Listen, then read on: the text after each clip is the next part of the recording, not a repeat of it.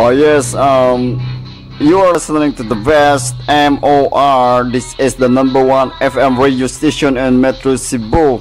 Yes, here we go everybody. Check our time is now 12:58 in the afternoon. Yes, so we got to provide this our songs to the way of rock with my name is DJ Philip to the MIC. Yes, here we go everybody, and keep and tune in here in the MOR 97.1 Lupig Sila. Yes, so we got our text line here, we got our news,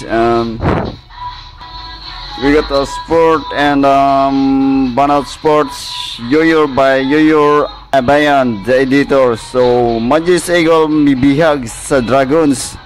So kalami sa itong mga sports to sa sama sa basketball nga si Ernie Padilla sa CSH Ateneo di Cebu. Majis Eagle mahimo og opensiba atol sa ilang duwa batok sa CEC Dragons sa 13th sa FAFE basketball event kagabi dito sa Cebu Coliseum. So si Ernie Padilla mo ang nagbuhat og bugna og usog dito sa ilang duwa mga higala, no? So mga itong sport news kauban diri sa MOR 97.1 Lupig Sila karong Domingo, Agosto 25, 2013. So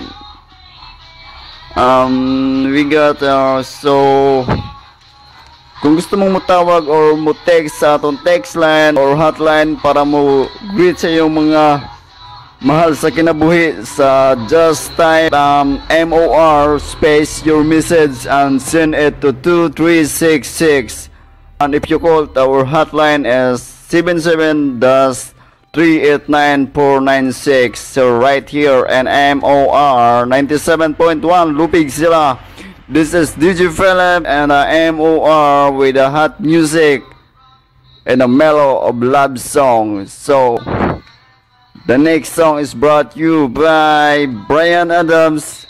Here we go. Keep and tune in right here in MOR 97.1 Lupig Sila, Lingaw Sobra.